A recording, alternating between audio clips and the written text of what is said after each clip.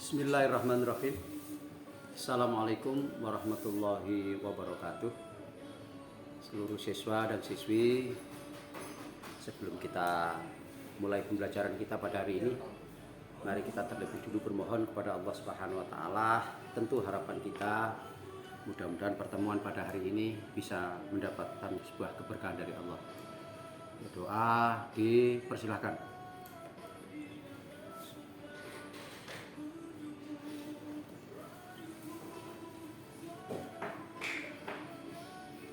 Doa selesai. Bismillahirrahmanirrahim. Assalamualaikum warahmatullahi wabarakatuh. Bismillahirrahmanirrahim. Alhamdulillah wala haula wala quwata illa billah. Asyhadu an la ilaha illallah wahdahu la syarikalah wa asyhadu anna Muhammadan abduhu wa rasuluh. Amma ba'd. Para siswa dan siswi yang Bapak banggakan, pada hari ini kita masuk pokok bahasan bab ketiga, yaitu tentang su'ubul iman. Apa arti su'ubul iman? Adalah merupakan sebuah cabang keimanan yang telah dimiliki oleh bagi seorang muslim, karena orang muslim itu harus mempunyai sebuah pondasi dasar yang disebut keyakinan atau ketaatan atau disebut dengan iman. Untuk itu mari silahkan diperhatikan dulu paparan tentang su'ubul iman yang Bapak sampaikan.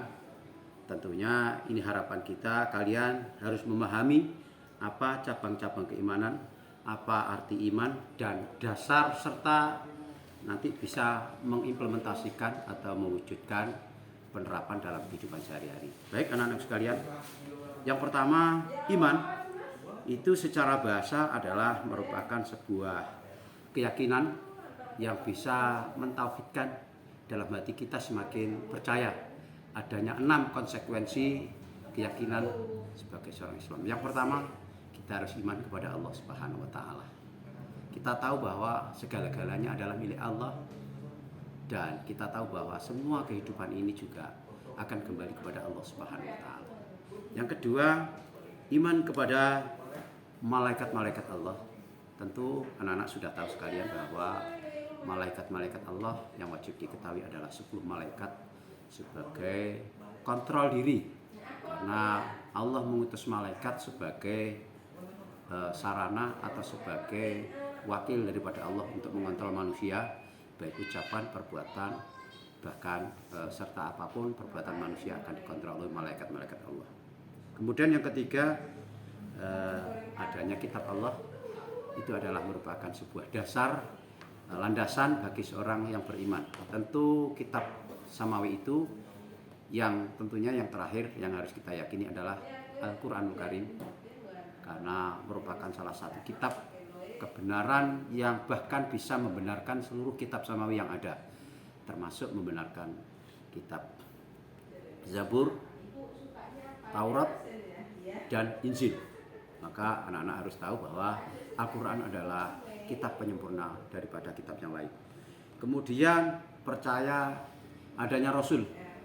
Anak-anak harus tahu bahwa sikap kita sampai saat ini, dengan mengenal Rasul kita bisa percaya, bisa mengetahui akhlak atau budi pekerti atau sikap yang bisa kita terapkan sehari-hari. Ini adalah merupakan sebuah implementasi kepercayaan kita kepada Rasulullah. Sudahkah Rasulullah sudah memberikan teguran kepada kita? Innama bu'istu liutamima makarimal akhlak. Sesungguhnya kita ini diutus hanya untuk menyempurnakan akhlak. Baik akhlak kepada Allah, akhlak kepada diri kita sendiri, bahkan akhlak kita kepada sesama. Oke, berikutnya adalah cinta kepada hari-hari akhir Allah. Anak-anak perlu diketahui bahwa hari akhir itu tidak cukup di dunia, tentu ada hari-hari akhir yang lain yang semua itu harus kita percayai. Yang mulai dari alam nur, yang pertama Allah merencanakan manusia. Kemudian adalah alam lauhul mahfud, bahwa Allah ini memberikan manusia terbatas, termasuk di dalam kandungan ibu kita. Kemudian yang ketiga, kita sudah masuk alam dunia, alam nyata, alam yang tidak selamanya atau disebut alam fana. Kemudian nanti ada alam barzakh, tentu alam penantian kita, yaitu di alam kuburan. Anak-anak harus tahu itu. Kemudian ada alam ba'as, di mana manusia dibangkitkan sudah berapa ribu tahun dari alam barzakh. Kemudian ada masih banyak alam-alam sampai di ya musiratal mustaqim, bahwa di alam jannatun naim masih banyak periodisasi alam yang harus kita yakini. Kemudian ada yang namanya qada dan qadar, keputusan Allah mulai sejak zaman azali sampai zaman akhir nanti. Allah mengqada, Allah menentukan manusia, mulai dari bagaimana merencanakan manusia, mulai dari rezekinya, jodohnya, apapun yang menjadikan kebutuhan manusia sudah diqada atau sudah diputuskan oleh Allah Subhanahu wa taala. Itu adalah rangkaian iman yang harus kita percayai. Baik anak-anak sekalian, kemudian kita masuk kepada ranah pendidikan yang berhubungan dengan manusia. Maka manusia ini mempunyai sebuah nilai-nilai yang harus dikategorikan sebagai keimanan. Maka pertama kita harus bersikap baik. Baik dalam arti semua perilaku kita, semua perkataan kita, bahkan semua apa yang kita harapkan kalau bisa yang baik. Karena banyak terjadi di lingkungan kita, saudara-saudara kita, bahkan kadang-kadang diri kita tidak baik. Mungkin penglihatan kita, ucapan kita, bahkan perilaku kita terhadap diri kita kurang baik, apalagi terhadap lingkungan. Nah, makanya anak-anak sekalian, mari yang pertama kita selalu bersikap baik.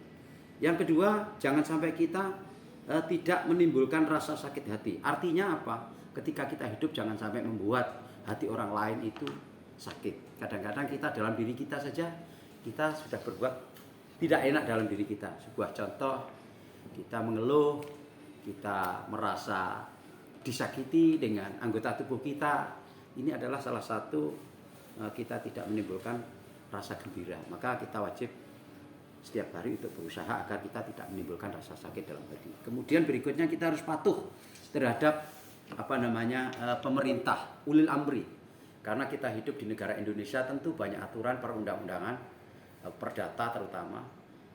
Kita tahu dasar Pancasila, ya kan? Ini adalah sebuah undang-undang, sebuah dasar konsep kita. Yang pertama harus kita berketuhanan. Maka kita harus tahu ketaatan kita kepada Yang Maha Kuasa. Kemudian berikutnya bisa menerapkan hukum syar'i Allah Subhanahu wa taala. Kita sebagai seorang Islam tentu anak-anak sekalian tahu namanya hukum taklifi. Ada wajib, ada haram, ada mubah, ada makruh, ada sunnah. Ini adalah perlu sebagai dasar hukum kita, dasar tata cara kita berperilaku.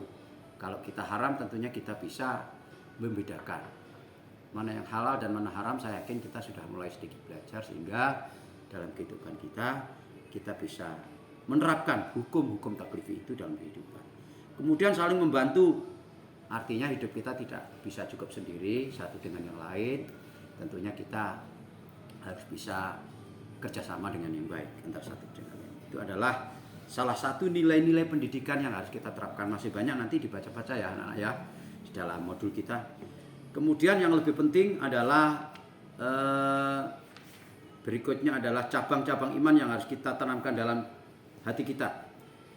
Itu dilihat nanti halaman 47, itu ada macam-macam cabang iman. Yang perlu diyakini adalah yang pertama mengimani adanya Allah, tadi sudah Bapak sampaikan. Yang kedua mengimani bahwa Allah itu mempunyai sifat-sifat yang 99. Jadi sifat-sifat itu juga harus dipahami dan direnungkan serta diterapkan dalam kehidupan kita. Seperti rahmat, bentuk kasih sayang. Paling tidak kita kasih sayang kepada diri kita. Kalau punya mata dirawat yang baik, buta tangan untuk tangan yang baik. Ini adalah bentuk rahman, sifat Allah yang harus kita terapkan dalam diri kita. Oke, jadi itu juga dibaca sendiri ya para siswa. Kemudian ini kita masuk yang terakhir. Ini adalah dalil tentang Allah ini nanti ketika kita tidak berbuat baik akan membungkam. Sudah diterapkan dalam surat Yasin ayat 65. Al-yauma nahtimu ala afwahihim wa tukallimuna aydihim wa tashhadu arjuluhum bima kanu yaksibun. Nanti suatu saat manusia ini pada hari kiamat akan dibungkam mulut kita. Kemudian tangan kita, kaki kita yang akan menjadi saksi di hadapan Allah. Maka iman inilah yang bisa menerapkan, mengarahkan semua anggota tubuh kita. Maka mari hati kita ini bersama-sama dengan organ tubuh kita, mulai tangan mengingatkan, mulut mengingatkan, mata mengingatkan, sehingga hati akan terfokus, terarah dengan yang baik, mempunyai iman yang kuat. Kalau nanti tangannya tidak mengarahkan yang baik, matanya tidak mata melihat yang baik, mulutnya tidak ngomong yang baik, maka hati sedikit demi sedikit akan terkikis dengan sesuatu yang tidak kita inginkan. Makanya hati tidak kuat keimanannya. Ya, anak-anak sekalian, itu adalah merupakan sebuah keimanan yang secara global, secara garis besar Bapak berikan. Kemudian perlu diketahui, ini tugasnya yang Bapak sampaikan tadi, tolong disimak dan membuat soal 5 saja tentang su'ul iman, cabangnya serta hukum-hukumnya. Yang kedua, yang pertama cabang keimanan, yang kedua hukum taklifi, yang ketiga ini cari ketentuan ilmu tajwid yang mengandung bacaan idhar 3 kalimat,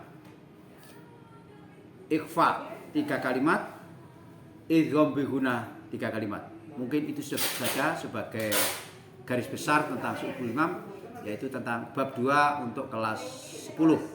Tolong cari referensi, bisa melihat di Google atau mungkin di majalah atau mungkin di buku referensi yang lain. Ya, anak-anak sekalian, mungkin itu saja. Tolong diperhatikan ini, langsung di tugasnya ditulis, kemudian difoto, dikirim di Classroom. Sekian dan demikian. Ada kurang lebihnya Bapak mohon maaf. Saya ucapkan terima kasih. Billahi taufiq wal hidayah. Wassalamualaikum warahmatullahi wabarakatuh.